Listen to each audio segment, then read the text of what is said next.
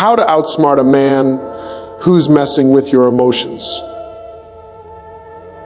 Now, let me tell y'all something, ladies. If a man is out here playing with your emotions, the first thing you got to understand is this: he's only doing it because you're letting him. See, a man can't control a woman who knows her worth. A man can only control what he has access to. So, if he's got you checking your phone every 5 minutes, waiting on that, hey, text, or wondering why he's been liking everybody's picture but yours. Baby, you already lost the first round. You gotta stop letting him push your buttons like he's playing a video game. Once you see the pattern, late replies, broken promises, disappearing when you need him, coming back when he needs you, that's your sign. Don't confront him with drama. Don't post no cryptic quotes. Don't try to make him jealous. That's exactly what he wants, for you to still be engaged in his game. Instead, here's what you do. You go silent, not bitter silent, but busy silent. Start living like your life is full with or without him, because it should be. Pour into yourself your goals, your peace. Let him feel what it's like when he no longer has a front row seat to your emotions. Here's the truth. When you stop reacting, you take away his control. And when he can't control you, he has two options: either step up or step out. And guess what? Either one is a win for you. Don't ever forget, you are the prize. Not the consolation, not the backup plan, the prize. And any man who's really for you won't be out here juggling your feelings like it's some kind of circus act. So, the next time a man tries to mess with your emotions, smile, stay calm, and keep moving. Because nothing messes with a manipulator's head more than realizing he's no longer messing with yours. Let me break this down plain and simple. Your mind is prime real estate. It's the penthouse suite. It's the crown jewel. And yet too many people out here are letting folks move in with no deposit, no rent, no contract, no responsibilities. And then wondering why they can't find peace. You've got a man lounging around up there, taking up space in your thoughts, rearranging the furniture of your emotions, tracking dirt all over your confidence. And he ain't paying a dime. See, when a man is renting space in your head, it means you're thinking about him more than you should. It means his actions or lack of actions are dictating how you feel about yourself that day. You're checking your phone like it's a lifeline, waiting for a message that may never come. You're replaying conversations in your mind, trying to figure out what you did wrong. You're scrolling his social media to decode his posts like it's some kind of mystery novel. That right there. That's rent-free living, and he's the tenant. Now here's the hard truth. He's only there because you gave him the key. Nobody can live in your head without your permission. You might not have said it out loud, but every time you gave him power over your mood, every time you made excuses for his behavior, every time you put his needs before your peace, you were handing him another set of keys. The problem is, once he realizes you'll let him stay for free, he stops respecting the property.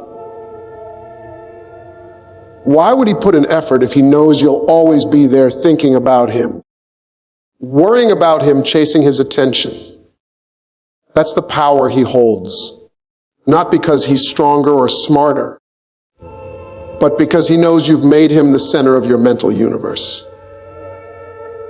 But here's the beautiful part.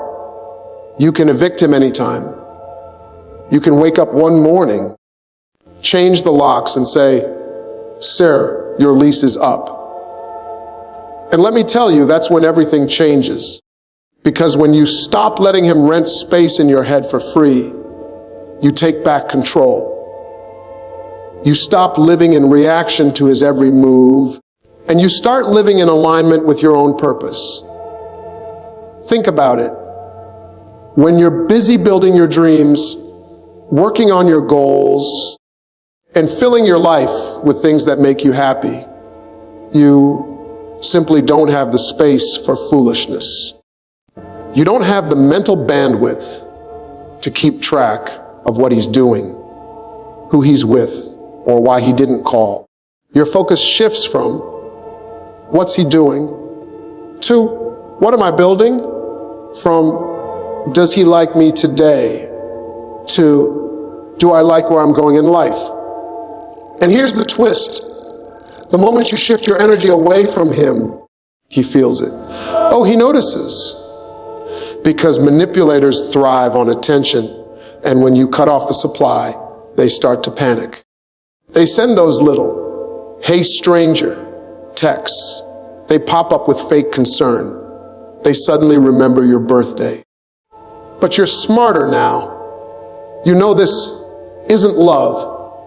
It's just them trying to move back into the free, sweet you kicked them out of. This is why boundaries are so powerful. Boundaries are like rent prices in a prime city. They let people know that living here costs something. If you want my time, you better bring consistency. If you want my energy, you better bring respect. If you want my heart, you better bring commitment. And if you can't afford that rent, sir, there's the door. I know it's not easy to evict someone from your mind. Habits take time to break. But every day you choose to focus on yourself instead of on him, you're changing the locks a little tighter. Every time you choose peace over drama, you're boarding up a window he used to sneak through. Every time you remind yourself of your worth, you're raising the rent until it's way out of his budget. And here's the real victory. When he finally realizes he no longer has free access to your thoughts, he loses the only weapon he had, influence over your emotions. Without that, he's just another man standing outside the gates of your life, looking in at the woman who decided she was done being someone's unpaid landlord. So remember, your head is not a cheap motel for part-time lovers and emotional manipulators. It is a high-value property, and you are the landlord. Charge what you're worth, and don't ever be afraid to post that sign that says, "No vacancy." Let me tell you something that will change your life. The fastest way to lose to a manipulator is to play the same game he's playing. Because guess what? He's been practicing. He's mastered it. He knows every trick, every move, every way to get you caught up, confused, and off balance. If you step into his arena, you're already at a disadvantage. But the moment you refuse to play, the moment you step out of the game completely, the rules change, and now he can't touch you. Mind games are designed to distract you. They pull your focus away from your own life and keep you wrapped up in his little drama. It's like playing chess with someone who keeps moving the pieces when you're not looking. You're sitting there trying to figure out your next move, but you don't even realize the board isn't fair in the first place. And that's the trap. You spend all your time trying to win a game you were never meant to play.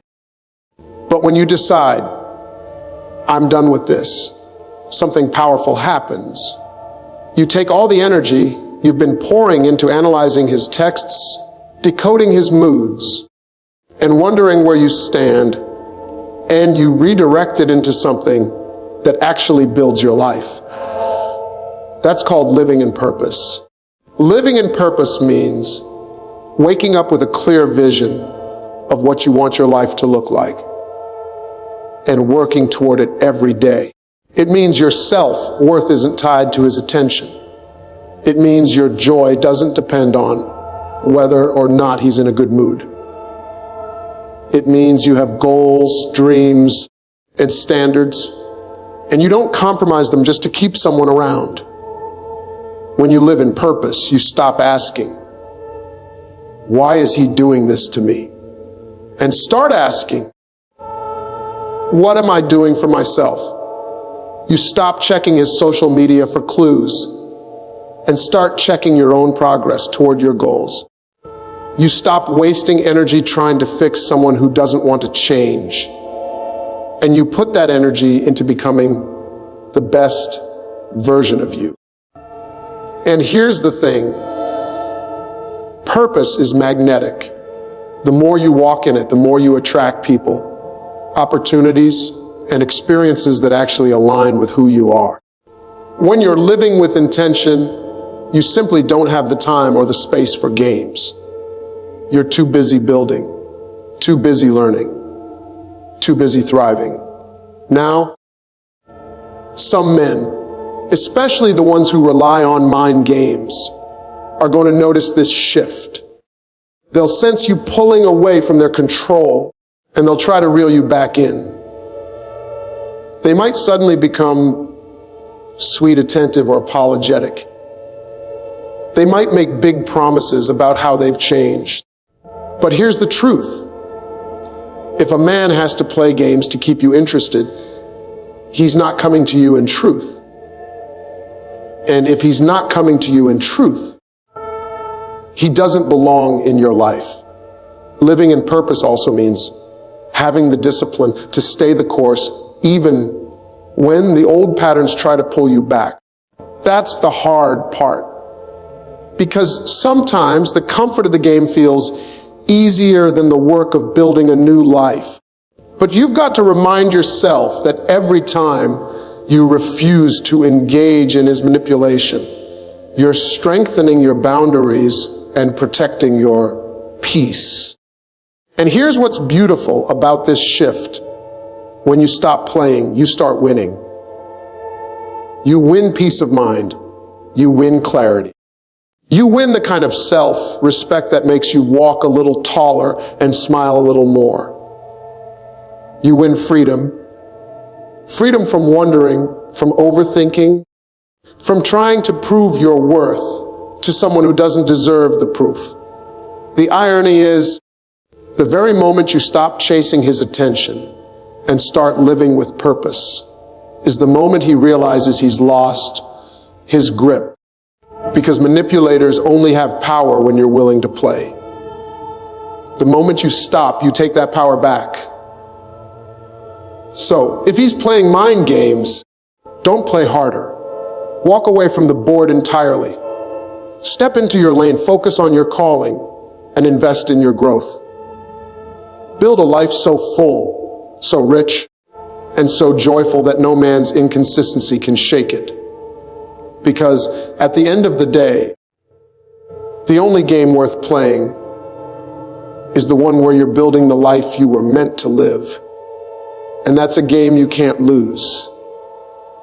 Your time, your energy, and your emotions are not some all. You can eat buffet where anybody can walk in, grab a plate, and take what they want. They are premium, limited, high value resources. And yet, too many people treat them like they're free samples at the grocery store. And when it comes to relationships, this mistake can cost you more than you realize. When you give a man VIP access to you without him earning it, you're basically saying, here's the best seat in the house, here's backstage, here's my private number, here's my heart, no ticket required. And you know what happens when something comes too easy? People stop valuing it. Access should be earned. Just like a concert or a luxury club. There should be a standard, a process, and a level of commitment required before someone gets the best version of you. Think about it. A VIP pass is for the most loyal fans the most dedicated customers, the people who've proven their support over time. Not the ones who just showed up last week with sweet words and empty promises. Too often, women give out that VIP pass in the first few weeks. He says all the right things, makes you laugh, sends a good morning text, and suddenly he's got full access to your schedule, your heart, your peace of mind. Before you know it, you're rearranging your life for him, prioritizing his needs over yours, and pouring your energy into keeping him happy, all while he's still deciding if he even wants to be there. The danger in this is simple. When a man hasn't earned his place, he has nothing to lose. He can come and go as he pleases because there's no investment on his part. He hasn't put in the time, effort, or consistency to truly appreciate what you bring to the table. And if there's no cost, there's no value. Earning VIP access should look like consistency, not just charm. It's showing up on the hard days, not just the fun days. It's respecting your boundaries, your time, and your goals. It's supporting you, not just entertaining you. It's proving over and over again that he's worthy of the trust and intimacy you're offering. And until he does that, you protect your space. You set boundaries. You don't answer every call at midnight. You don't drop everything to see him at the last minute. You don't share your deepest vulnerabilities with someone who hasn't shown he can handle them with care. You keep the VIP section closed until the right person, the one who's truly committed, comes along. This isn't about playing hard to get. It's about valuing yourself enough to only give the best parts of you to people who have proven they deserve it. It's about understanding that not everyone is meant to sit in the front row of your life. Some people need to stay in the audience. Some people don't even need to be in the building. When you guard your time, your energy, and your emotions, you create a natural filter. The ones who are just there for convenience or entertainment will fade away because the access isn't easy anymore. But the ones who truly want to be in your life will step up. They'll put in the work. They'll meet your standards without you having to lower them. And here's the part a lot of people miss. Protecting your VIP section doesn't just keep the wrong people out. It keeps you in control. It reminds you that you are the prize, not the other way around. It reinforces the idea that love, respect, and trust should be mutual, not one-sided. So, the next time you meet someone, remember they can enjoy the show from the regular seats until they prove they belong backstage. Your time is too valuable to waste. Your energy is too precious to drain. Your emotions are too sacred to hand over to someone who hasn't put in the work. At the end of the day, it's simple. If he hasn't earned it, he doesn't get it. No VIP access, no exceptions, no apologies.